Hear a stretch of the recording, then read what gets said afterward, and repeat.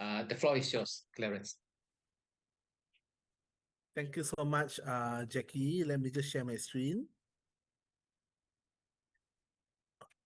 Okay, can everyone see my screen? Yes.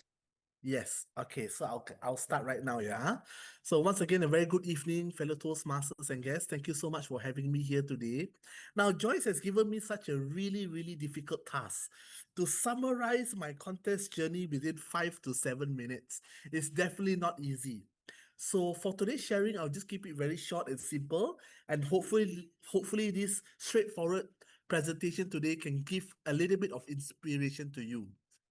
Now, for those of you that do not know me, I am a teacher and I truly believe in keeping things simple. So today, I would summarize my sharing in a form of an acronym.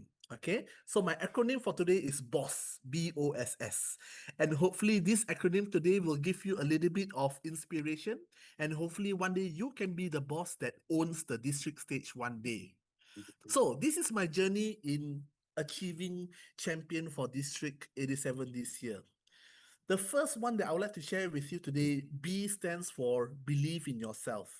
Now, whenever you start contesting or you want to begin being interested in contesting, most of the time when you ask someone, hey, do you want to compete in this year's competition or contest? Then they'll say, oh no lah, I'm not ready. Or don't want lah, I'm not there yet.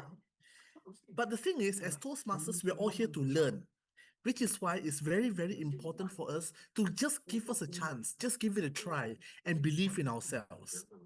This year's contest, for those of you that remember my speech, it was actually AIPPP. It was a very personal story about my mother. And the first time I started writing this speech, this sentence always came up. I always told myself, this isn't good enough. I shared my speech with a few people, and some of them said, Clarence, I don't think this would bring you far. And it was up to one stage, it was so bad, I put my speech into ChatGPT and I asked ChatGPT. And even ChatGPT said, this is not a good speech. So I was so worried at that time. I was like, oh no, I'm so lost. But in the end, I asked myself a few questions. Number one, do I believe in this story? Do I believe in this speech? Do I believe in this message? And when I asked myself this, I said yes. So if yes, then nothing else matters.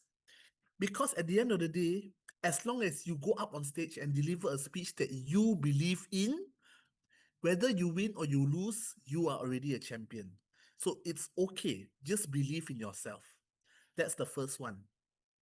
The second thing that I would like to, so when I believed in myself, the victories came one by one, from club to area to division. No matter what people say at the earlier stage, this is not good enough, this is not good enough, but it all starts with self-belief.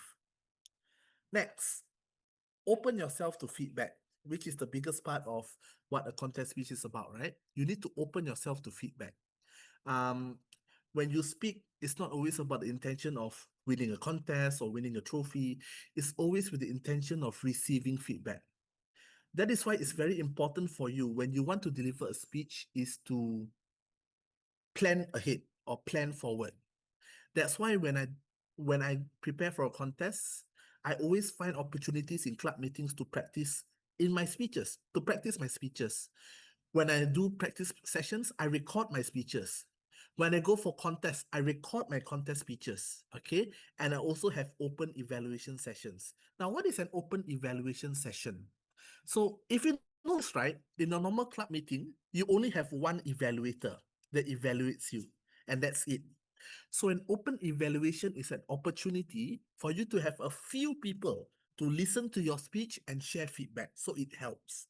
So every time you want to deliver a speech, whether it's a contest speech or a normal speech, open yourself to feedback. Ask people what they think. Because at the end of the day, you are giving a speech not for yourself, but it's for your audience. Okay, so that's number two. That's very important. So this is some examples of me practicing my speech in club meetings, and it really helped, seriously, okay? So don't just practice by yourself, practice in club meetings. Number three, the third S, seek help. That's very important. If you want to go far, if you want to achieve success, don't do it alone. Always seek help. And I always believe in this. If you want to achieve something, reach out to people who have already achieved it. Like in this case, if you want to be a world champion, reach out to world champions. If you want to be a district champion, reach out to district champions. Okay? Seek help. Be open to feedback, but also remember to own your speech. No, regardless of what other people say, the speech is yours. Make sure you are the master of your own speech. So some people may ask, so who did I reach out to this year? So let me just share a little bit behind the scenes of some of the people who really helped me this year. Does anyone know who this is? The man in the white shirt. Yes. So he is Mr. Mas Mahade. Okay. So I would say that he is one of the biggest pillars of support for me this year. He gave me a lot of encouragement. He gave me a lot of feedback. He had a look at my speech and shared some tips with me. So he has been a really big inspiration for me, I would say. Besides that, for those of you that were in Bandung, you would remember this person, Mr. Simbok San. Okay, so I also reached out to him as well to ask for help. And in a way, we are so lucky to be in District 87. Why are we so lucky to be in District 87? Because we have our own world champion in the form of Mr. Alan Ang. Okay, so we have so many great people out there that are able to help us and guide us. Reach out to them, ask for their help. And not only in terms of world stage, division champions, area champions, reach out to them and ask for help because they will be able to help you. Okay? And finally, is to shift your focus. Now, at the start of every contest, this is what the contest Toastmaster will say. But this is also the part that people will never listen, right? So they will say the purpose of a contest is to provide an opportunity for speakers to improve their speaking abilities, recognize the best as encouragement to all, provide an opportunity to learn. Every time there's a contest, the contest Toastmaster will say this. What does this mean? It means we're here to contest, to grow, to improve, and to learn. It's never about the trophy. And my mentor used to say this last time. He used to say, Clarence, you want the trophy? You really want that trophy? Come, I bring you to shopping mall. Let's buy a trophy together. Then I'll put your name. What do you want? World champion. You want division champion? Come, I write for you. Okay, he would say that to me. So when you contest, make it about your self-improvement, your self-growth. Because at the end of the day, it's about pushing yourself to be better every single time. Okay, so this is my 4 things, big things that help me. There are a lot of other things, but it's all started by believing in myself, opening myself to feedback, seeking help, and shifting my focus from the trophy, from the medal to the message. That's very, very important. And at the end of the day, whether you like it or not, luck is a very important part as well. And I was so lucky to meet many great people. I was so lucky to be at the right time, at the right place. I was so lucky to be on point on the days that really mattered. But luck can only go as far as you are prepared. That's why I love this quote. Luck is when opportunity meets preparation. Be prepared. Luck will come and find you on the way. Okay, so in conclusion, ladies and gentlemen, if you are interested to contest, if you are interested in this journey as well, number 1, find your focus. Why do you want to contest? Number 2, find your speech. What do you want to talk about? Number 3, find your circle. Who is there to help you? For me, my club had my back, my family had my back, my area had my back, my division had my back, up to the stage where I remember DVD Frankie is like, go Clarence, you know. So I had a lot of supportive people with me. Find that circle that is able to support you. Find your strengths, maximize them, find your weaknesses and overcome them. And you will be able to become a better person at the end of the day. So I hope this has been helpful for everyone. Thank you so much. And yeah, let's have some questions if you have any. Thank you.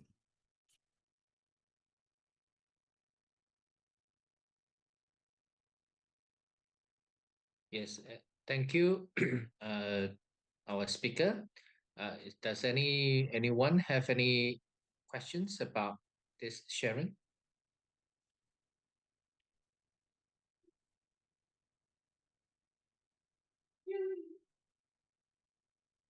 Yes, I have a question, Clarence. Yes, yes, So boss.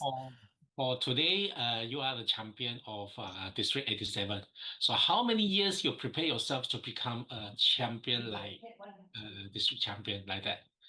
Wow, that's a very good question. So, in terms of my entire journey, I had this dream of winning at the district level 8 years ago. So, 8 years ago, I attended my very first Toastmasters conference in KL. That was my very first time I saw a district level contest, and I told myself, I want to stand on this stage one day. I want to compete there one day. And 8 years later, here I am. Yes. So, in terms Wow. of this year's speech, I started my preparation since September last year. September last year.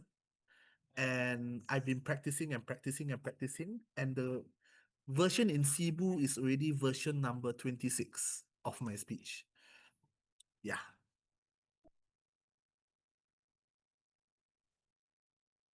Any other questions? But it's not it's really not a very easy journey for you to become a district champion. Of So course, what is no, your no, no. advice to our I mean for the fresh competitors, I mean the participant, what they are instead of they have a planning, they have a dream. What else do you think that you are going to advise for to us so that we can get ready and I get ready to go into the competition? I would say most importantly is to just enjoy the process, because at the end of the day, you're here to learn and improve yourself. Don't let the stress and pressure spoil your contest experience. Learn, have fun, enjoy the process. You're anxious, you're nervous, take it as part of the journey and learn. Always be open to learning. If you're too stressed, you're too pressured, you're just going to have a very bad time and you tell yourself at the end, I don't want to contest anymore. Enjoy the journey. And I always believe in this quote, um, give the speech you come to give. Whether you win or you lose, at the end of the day, if you are satisfied with your own performance, that's enough. Yeah. Thank you. Thank you, Frankie. Clarence, normally what I believe, 50% is from your contents, right? The other 50% is your presentation performance. So how you choose your content? What is your advice for us? Content. Mm. Like I said earlier, choose a story that you believe in. Choose a story that you really believe in, the message that you feel can give something to people, that you feel matters to you and is close to your heart. And regardless of what other people feel, as long as you believe in that story, for me, everything else is less important. Yeah. So choose a story that matters to you and you believe in a lot. From the statistic lah, I believe yours one is regarding the parents, right? Myself is for the self value. Then the Yoni one is about the couple. But you see the other contestant, there is 6 altogether, right? So there is about the ambition, the nasi goreng, and the other one I forgot already. So I believe that the judges are is more on the relationship, on the parents thing or whatever. Is that true? I wouldn't say so. Um when you have a story, number one, it needs to be relatable to everyone. It can be about relationships, it can be about yourself, it can be about anything really. But the message that you choose to share must be relatable to the audience. Okay.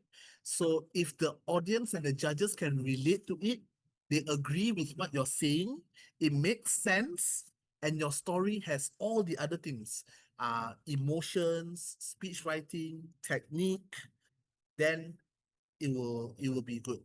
It doesn't really mean that you must talk about relationship or parents or whatever.